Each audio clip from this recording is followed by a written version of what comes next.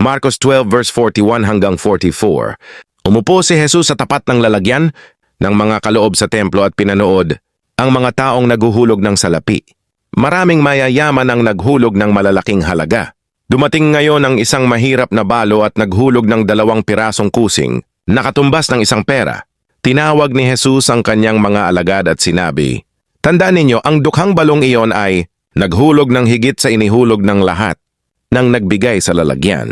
Sapagkat lahat ay nagbigay mula sa kanilang kasaganaan, ngunit ang balong iyon bagamat dukha ay ibinigay ang lahat ng nasa kanya, pati ang ikabubuhay niya. Ang balong babae ay larawan ng buong pusong pagbibigay at pagtitiwala sa Diyos. Hindi mahalaga kung gaano kalaki ang halaga ng ating ibinibigay, kundi kung gaano katapat ang ating puso sa pagbibigay.